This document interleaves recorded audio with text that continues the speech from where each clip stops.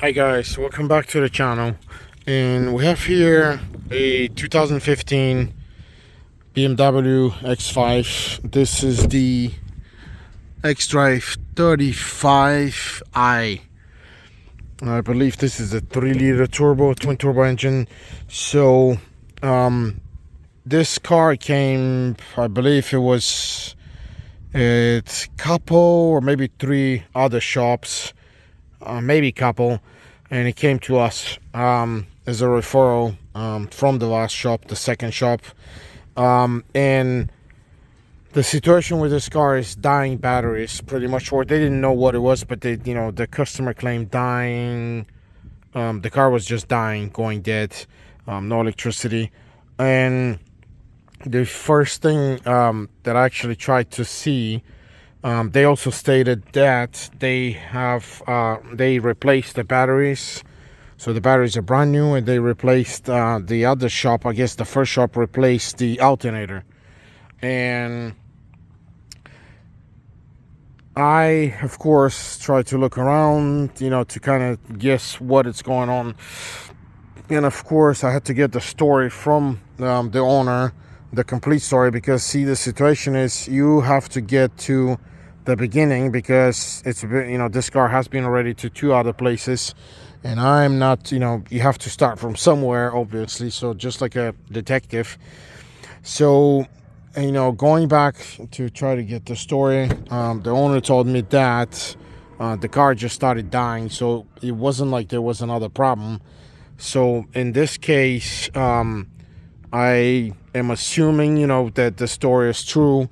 And I went in the back to check the batteries, because we had these crazy problems with cheaper batteries bought from like the normal stores, where they would go dead very fast, or they would not work with the cars. And this is kind of a similar story, unfortunately, because this battery, like this X5 has 2 batteries actually in the back. So this is the big one here, and it has a smaller one here, and both of them were replaced. I could see they're brand new, obviously. And one of these, this big one, I believe, was a Walmart one, and the other one was an Advance, or the other way, vice versa. I don't remember. So they were brand new. I got the car, and I told the lady, okay, let me see what's going on. And I charged the batteries to try to drive it and see, to try to duplicate the problem. So I drove the car overnight, and overnight the car didn't do anything. It started the next morning right away. And I did it. I drove for a second night. Nothing happened. But on the second day, after the night driving, during the day, I stopped at the shop for about 3 hours. And the only thing I did different was that I actually turned the parking brake on, and the car sat for about 3 hours. It wasn't cold. There was nothing crazy about the whole situation. But the car actually died. It went down to like 5 volts when I tried to start it with the jump boxes. And so it was just kind of strange. Why I did that, I don't know. And at that point, I have seen this multiple times. If you guys end up in a situation like this, there is a particular thing that happens sometimes with these brand new batteries, that if you don't actually start, after you install them in the car, if you don't recharge these batteries, you will actually you will make them die very fast. They will die maybe within 2 or 3 weeks if they don't get recharged properly. Especially if they go down, all the way down to completely empty. And you keep them at that level for about 2 or 3 weeks, they will die, and you will not be able to use them anymore. So because of that, I told the lady that I don't trust the batteries because of the ways they acted, or I would say the car was reacting the other day, with this 3 hour just completely out of the blue dying. And oh, I forgot to tell you. So, two things that I did before I started driving. Sorry, I just kind of forgot about it. I tried to investigate what they did when they installed the batteries at the other places. And there was one thing that I discovered is that this sensor here, this is a smart, they call it like an intelligent sensor here on the ground cable on the main battery. This was disconnected. If this is disconnected, you're gonna throw off the whole system in the car, because the car uses this smart sensor to communicate with the computers and to recharge the battery, and just make the whole magic happen with their efficient dynamics whatever system. So that thing was disconnected. Always make sure all of these connections, check them, because you have to take these out, disconnect it when if you're replacing the battery. This is the one thing. Make sure all of these are connected. Make sure the cables, all of these are fine. So I found that one. That's extremely important. So I was thinking that battery, it just technically never got charged by the car, because the car, if you don't have that smart sensor connected, the car will not be able to charge the battery properly. So I told the lady to get these, and of course, the second thing that you have to do, or it's a very important thing, but it's the second thing that I did to this car, is when you get a brand new battery, you actually have to go to, and you're gonna be able to only do this with a proper scanner. I don't want to say expensive, but most likely it's going to be an expensive scanner. But in this case, this is a newer model, Auto, I believe. In this case, with this car, you're gonna have to go to hot functions. Normally is where you go to this, and you go to this BMS thing with the battery, because that is where you register.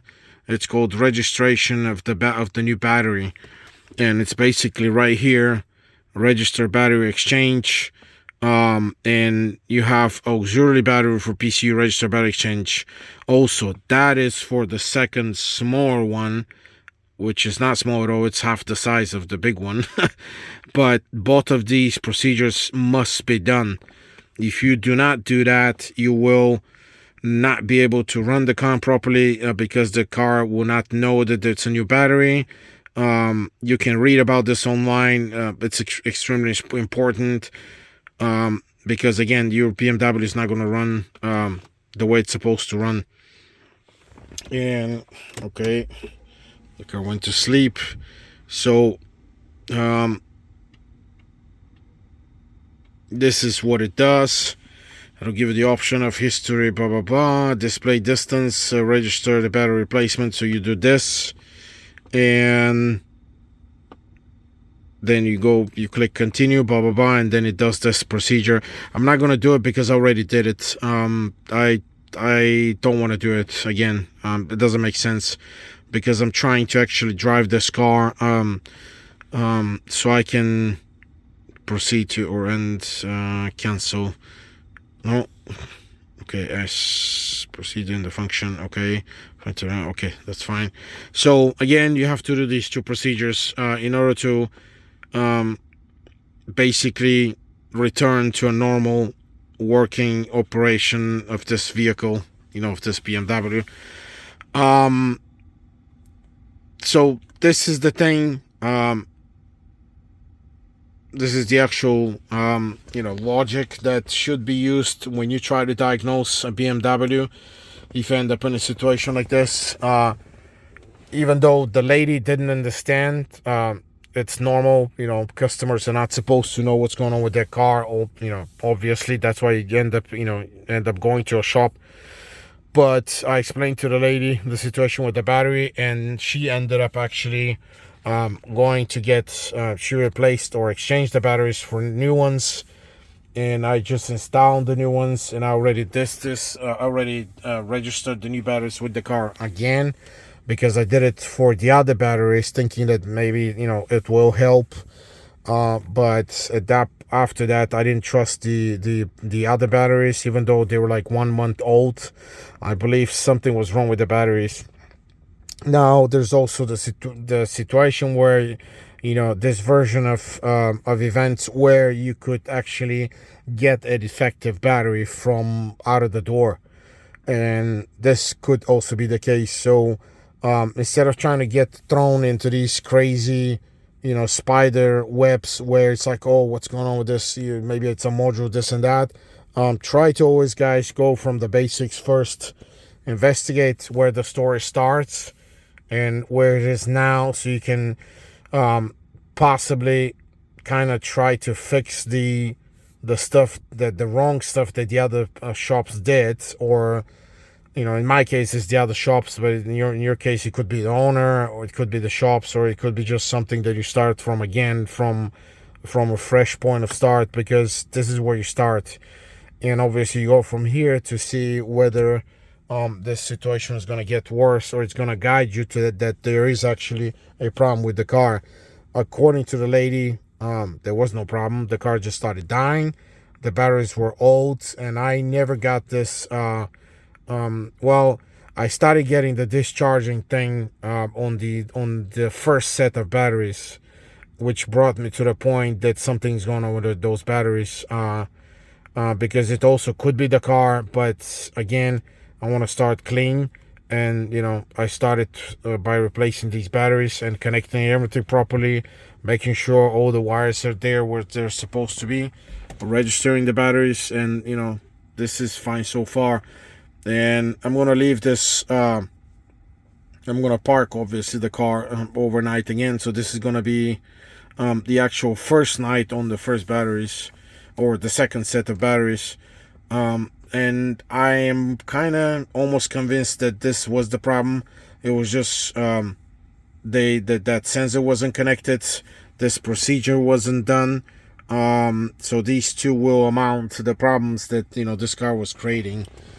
So we'll check it out tomorrow. But this is the video that I wanted to make to kind of clarify if you guys get confused by some stuff. All of a sudden you start looking for some crazy problem, and it's actually not that crazy. It's just following simple mechanical, I guess, logic, whatever you want to call it. So trying to diagnose it from from the point of zero to get to the result of fixing your car. Okay, guys, this is the video. Maybe I will make another one as a confirmation that the car has been fixed, if I don't forget. Or you guys can ask me in the comments if you want, and I'll gladly answer. But this is the whole situation with this car. Just trying to make sure that I will show you that things are actually sometimes not that complicated. So thanks again for watching, guys. Please like my videos and please subscribe. Thank you.